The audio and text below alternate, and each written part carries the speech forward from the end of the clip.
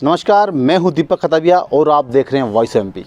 जी हां, आज हमारे साथ में एक ऐसी शख्सियत है जो कांग्रेस के अंदर लगातार पिछले 5 सालों से नियमित जनता की सेवा कर रहे हैं। जी, हम बात करेंगे ब्रजेश सक्सेना की, जो पिछले 5 सालों से शहर के ब्लॉक अध्यक्ष हैं और नीमच शहर की कई जनहितों के मुद्दों को लगातार उठाते आए हैं। चाहे वो नीमच के पानी का मुद्दा हो, बिजली सड़क का मुद्दा हो या स्थानीय शहरवासियों का मुद्दा हो, हमेशा ब्रजेश सक्सेना नीमच की जनता के लिए अग्रसर खड़े रहे हैं। आज वॉइस एमपी के साथ खास बातचीत करेंगे हम ब्रजेश से, किस तरह का जो भारतीय जनता पार्टी का जो कार्यकाल है उसमें किस तरह की नीमच की जनता को, शहर को क्या मिला और शहर ने क्या खोया। बात करेंगे ब्रजेश सक्सेना से। ब्रजेश, स्वागत है वॉइस एमपी में आपका। धन्यवाद दीपक जी, आपने बहुत अच्छा मुद्दा उठाया है। मैं पिछले 5 साल से नीमच शहर ब्लॉक कांग्रेस अध्यक्ष हूँ और इन 5 सालों के दौरान हमने जनहित के कई मुद्दे उठाए हैं। आपने भी देखा होगा, भले चाहे सड़क का मुद्दा हो, महंगाई का मुद्दा हो, बिजली का पानी का मुद्दा हो, सभी मुद्दों पे हम लोगों ने पब्लिक का ध्यान आकर्षित करने की कोशिश करी है। नीमच बहुत सुंदर शहर है। मेरा सौभाग्य है कि मैं नीमच में पैदा हुआ। यह नीमच इतना सुंदर शहर है कि यहाँ की आबोहवा बहुत अच्छी है, यहाँ की जलवायु बहुत अच्छी है, यहाँ की बसाहट बहुत अच्छी है और यहाँ पर न तो देखिए न तो भूकंप आता है कभी, न कभी अतिवृष्टि होती है।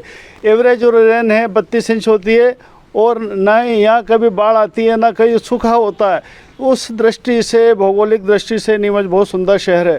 परंतु दुर्भाग्य है कि यहाँ पर बीजेपी के दो पूर्व मुख्यमंत्री रहे और नीमच जिला 1998 में बना था। तब से अभी तक काफ़ी विकास हो जाना चाहिए था, परंतु अपेक्षित विकास नहीं हुआ। इसके पहले हम अगर पीछे देखें तो जब यहाँ पर आज़ादी के बाद सीताराम जी जाजू जब यहाँ के विधायक बने तो उनका विज़न इतना अच्छा था। उन्होंने यहाँ पर सबसे पहले टीआईटी कायम की।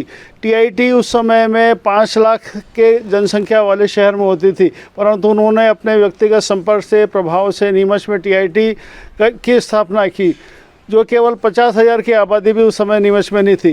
टीआईटी के बनने से यहाँ का जो विकास हुआ, बहुत व्यवस्थित विकास हुआ। इसके बाद जाजू जी का विज़न ये था कि शहर के बढ़ते हुई आबादी को पानी की समस्या क्या हो, तो उसके लिए उन्होंने जाजू सागर बांध बनवाया। यहाँ के जो दोनों कॉलेज हैं, डिग्री कॉलेज और लॉ कॉलेज, वो भी एक तरह से सीताराम जाजू की देन है। बात करें तो सबसे बड़े ज़िले का जो बांध है, गांधी सागर बांध, वो भी उनके कार्यकाल में नेहरू जी ने यहाँ आकर उसकी नींव रखी। तो सीताराम जाजू की बहुत बड़ी उपलब्धि है नीमच के विकास में। उसके बाद हम देखते हैं कि रघुनंदन प्रसाद वर्मा यहाँ के विधायक रहे। उनके कार्यकाल में यहाँ पर इतना बड़ा स्टेडियम जो आज देख रहे हैं हम, नीमच का स्टेडियम, वो उनके कार्यकाल में बना। टाउन हॉल, इतना बड़ा और सुंदर टाउन हॉल की जो संरचना है बहुत सुंदर है, तो वो टाउन हॉल उनके कार्यकाल में बना। स्विमिंग पूल, जो कि उस समय मध्य प्रदेश में सबसे बड़ा स्विमिंग पूल था, वो उनके कार्यकाल में बना। तो ऐसे जो हमारे पूर्ववर्ती विधायक थे, उनका विज़न बहुत अच्छा था। वो उन्होंने बड़े बड़े शहर को सौगात दी। उसके बाद डॉक्टर जाजू ने भी यहाँ पर ये गर्ल्स कॉलेज बनाए, वो भी लड़कियों के लिए, वो उनकी देन है। यहाँ पर जो गोमाबाई हाई हॉस्पिटल है, वो उसकी ज़मीन भी डॉक्टर जाजू ने दी। उसके पश्चात नंदकिशोर जी पटेल यहाँ के विधायक रहे। इन्होंने ज़िले का सबसे बड़ा गाडगिल सागर बांध और रेतम बजाज बांध उनकी देन है, जिससे सिंचाई से हज़ारों बीघा ज़मीनें उपजाऊ बनी। तो हम देखें कि इस तरह से जो पूर्ववर्ती कांग्रेस के विधायक रहे, उन्होंने काफ़ी योगदान दिया और इस क्षेत्र को काफ़ी डेवलप किया। परंतु मुझे कहने में यह अफसोस होता है कि 2003 के बाद जब बीजेपी की सरकार आई, यहाँ के दो मुख्यमंत्री रहे। आदरणीय सकलेचा जी, वीरेंद्र कुमार जी सकलेचा जी यहाँ के मुख्यमंत्री रहे, पटवा जी मुख्यमंत्री रहे। तो उनके मुख्यमंत्री काल के बाद भी यहाँ कोई बड़ा कार्य नहीं हो पाया और नीमच अभी भी कई चीज़ों से वंचित है। और यहाँ के जो बात के जो विधायक हैं, उनका IQ इतना अच्छा नहीं था कि नीमच को कोई बड़ी सौगात दे सकें। एकमात्र यहाँ CCI जो सीमेंट फैक्ट्री है, वो भी बंद पड़ी है। उसमें हज़ारों लोग काम करते थे, परंतु यहाँ के जो सांसद महोदय हैं और विधायक महोदय हैं, उन्होंने कोई प्रयास नहीं किया उसको चालू करने के लिए। तो हम देखें कि यहाँ पर न तो कोई बड़े उद्योग लगे, इस 15 साल 18 साल के कार्यकाल में न तो कोई बड़े उद्योग लगे, ना कोई मतलब दूसरी चीज़ों का विकास हुआ। तो इनका जो कार्यकाल था एक तरह से काफ़ी बेकार कार्यकाल रहा। यहाँ पर जैसे हम लोकल स्थानीय मुद्दे की बात करें तो सड़क, बिजली, पानी और स्वास्थ्य और चिकित्सा, खेल कूद, मनोरंजन, ये नागरिकों की मूलभूत सुविधाएं रहती हैं और उनकी आवश्यकता रहती है और पब्लिक की यही चाहते हैं। तो हम देखते हैं कि सड़कों का यहाँ पर बिल्कुल भी अभी वर्तमान समय में देखें सारी सड़कें जीर्ण शीर्ण पड़ी हैं। भले चाहे राजस्थान से आए तो वो सड़क बेकार पड़ी है।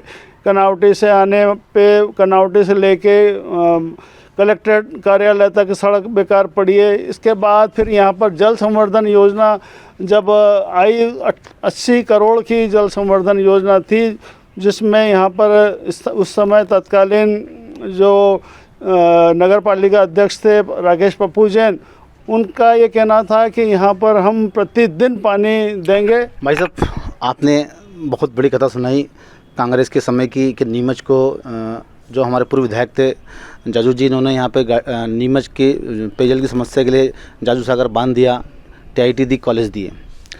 लेकिन हम बात करेंगे, थोड़ा सा पूर्व में जाएंगे, 2003 के पहले यहाँ कांग्रेस सरकार थी मध्य प्रदेश के अंदर, नीमच में विधायक कांग्रेस के थे। लेकिन देखा जाए उस समय की हम बात करें तो हताश जनता, ना बिजली थी ना सड़क थी, काफ़ी जनता परेशान थी। जब इतना लंबा समय जो कांग्रेस का रहा तो क्या नीमच का विकास क्यों नहीं हो पाया? देखिए, ये बात सही है कि उस समय बिजली की बहुत ज़्यादा शॉर्टेज थी और सड़कों की भी समस्या थी। ये कटु सत्य है जिसके स्वीकार करने में हमको कोई आपत्ति नहीं है। परंतु ये भी इसके साथ साथ यह भी जानकारी होना चाहिए कि तत्कालीन मुख्यमंत्री दिग्विजय सिंह जी ने उस समय बिजली की सप्लाई और वो करने के लिए बड़े बड़े प्रोजेक्ट हाथ में ले लिए थे और वो चालू कर दिए थे, जिसका लाभ बाद वाली सरकारों को मिला। परंतु उनकी सरकार चली गई और उसका लाभ बाद वालों को मिला, तो वो सारी क्रेडिट शिवराज जी ने और इन लोगों ने ली। तो ये बात सही है कि दिक्कत थी उस समय, परंतु बाद में वो समस्या कुछ कम हो गई है। पिछले अगर हम 12 महीने की बात को करें तो 12 महीने की कमलनाथ सरकार से पहले लगातार भारतीय जनता पार्टी की सरकार रही और अभी वर्तमान में भी भारतीय जनता पार्टी की सरकार है। क्या लगता है, क्या भारतीय जनता पार्टी की सरकार ने, भाजपा सरकार ने प्रदेशवासियों को, नीमच वासियों को किस तरह की सौगात दी और किस तरह का विकास दिखता है आपको शहर में?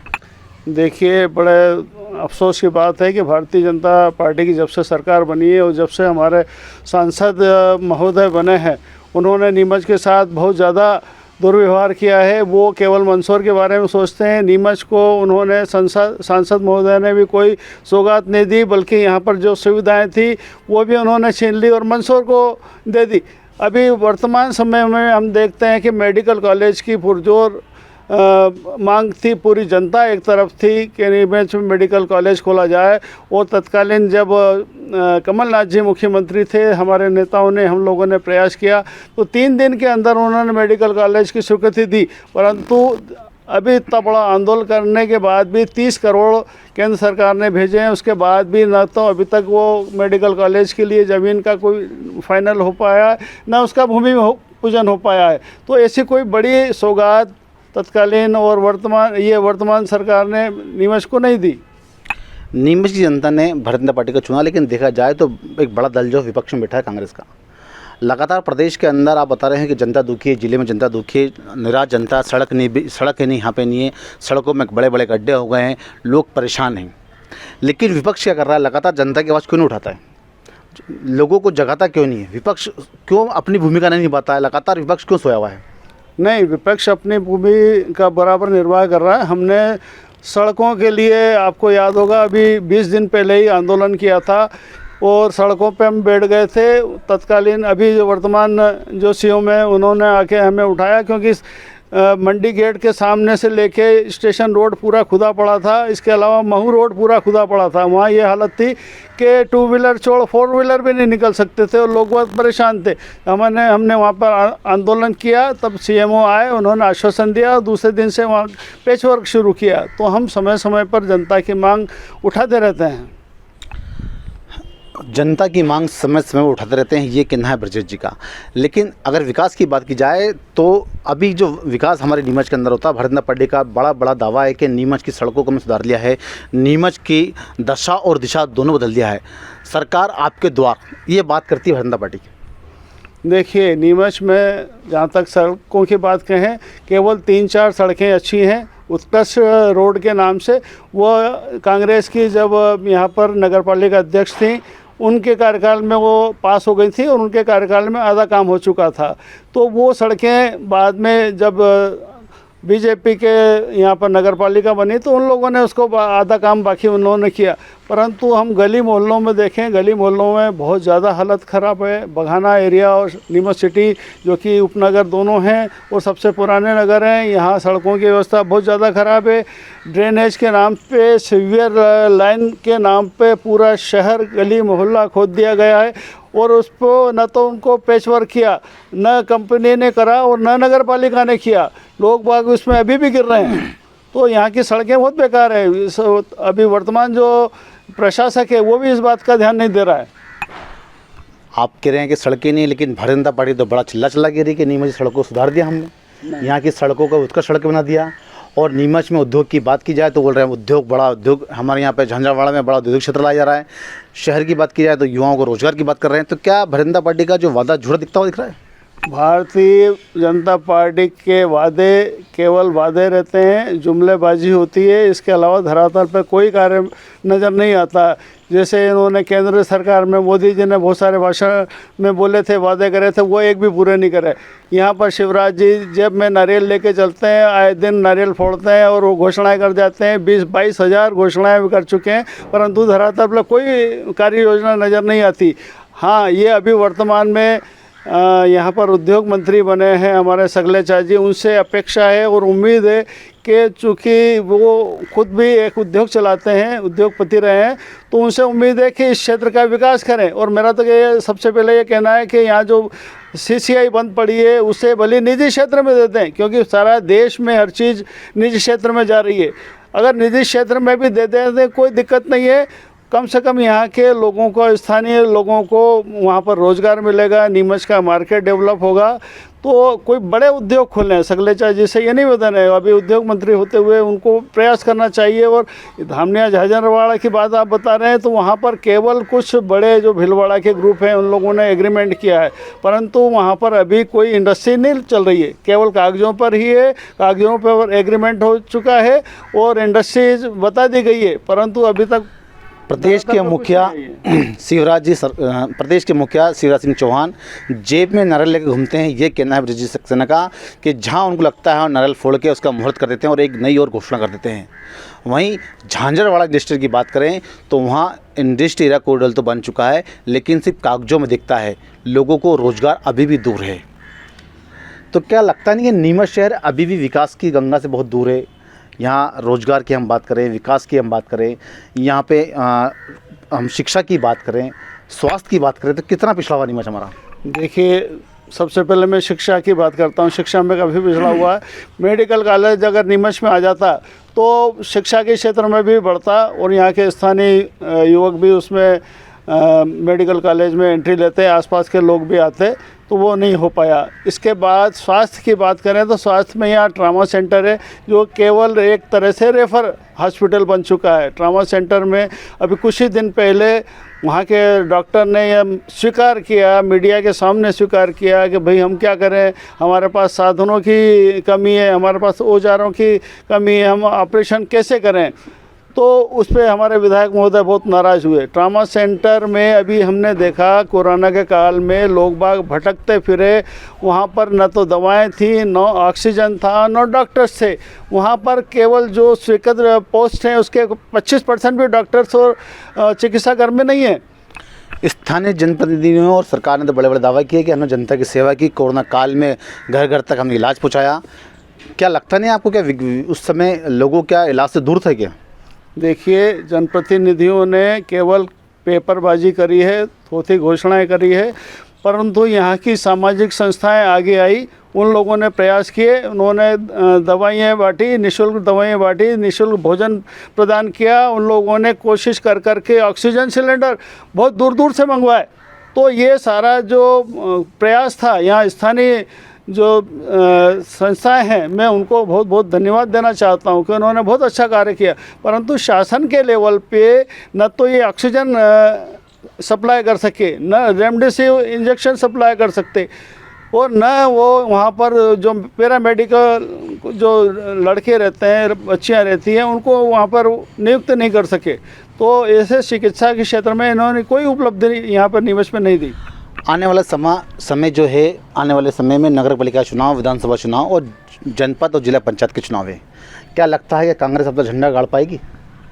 देखिए, इस समय पब्लिक बहुत ज़्यादा परेशान है, चाहे वो केंद्र सरकार हो या राज्य सरकार हो। महंगाई चरम सीमा पर पहुंच चुकी है, खाद्यान्न के भाव इतने बढ़ चुके हैं, जस्ट डबल हो चुके हैं। गृहिणियों का किचन का बजट बिगड़ चुका है, आम नागरिक दुखी और परेशान है, उपभोक्ता परेशान है, छोटे व्यापारी परेशान है। इसके अलावा डीजल, पेट्रोल और रसोई गैस के इतने दाम बढ़ चुके हैं कि डीजल और पेट्रोल एक तरह से जीवन रेखा होती है। तो उसके जब भाव बढ़ते हैं तो पूरे हर जिन्स के भाव बढ़ जाते हैं, हर उद्योग के भाव बढ़ जाते हैं। किसानों को भी डीजल काफ़ी मात्रा में लगता है, उनके हकाई जुताई के, बुआई के और ट्रैक्टर से उपज ट्रांसपोर्ट करने में भी डीजल काफ़ी मात्रा में लगता है, उसके भाव बढ़ जाते हैं। उसकी तुलना में उनके उपज के भाव नहीं बढ़ पा रहे हैं, तो किसान परेशान है, व्यापारी परेशान है, आम उपभोक्ता परेशान है, महिलाएं परेशान है, कौन परेशान नहीं है। तो आने वाला जो भी चुनाव होगा उसमें जनता ये बताएगी कि आप लोगों ने तानाशाही मचा रखी है। किसान आज वो दिल्ली के बॉर्डर पे 1 साल से बैठे हुए हैं, किसानों की नहीं सुन रहे हैं, किसानों की वाजिब मांगे उसको मानने को तैयार नहीं है, एमएसपी की गारंटी देने को तैयार नहीं है, तो किसान परेशान है। तो आने वाले समय में चुनाव बताएंगे, जो भी चुनाव होंगे उसमें सामने रिजल्ट आएगा, पब्लिक बताएगी। आने वाले चुनावों के अंदर जनता सबक सिखाएगी वर्तमान सरकार को, चाहे केंद्र की हो या राज्य की। बढ़ती महंगाई से जनता त्रस्त है, परेशान है, ये कहना है ब्लॉक अध्यक्ष बरजीत सक्सेना का। आने वाला चुनाव जनता किसके सर पे ताज बांधेगी, ये तो वक्त ही बताएगा। ये थे हमारे खास मेहमान बरजीत सक्सेना, जिन्होंने बताया कि लगातार नीमच की जनता हताश और निराश है। टूटी हुई सड़कें, सड़कों में बड़े बड़े गड्ढे और बढ़ती हुई महंगाई से जनता परेशान है। चुनाव आएंगे उस समय ही इस बात का साफ साफ दावे खुलेंगे कि किसके सर पे ताज बनता है और किसके सर पे नहीं। वॉइस ऑफ एमपी के लिए दीपक ताबिक रिपोर्ट।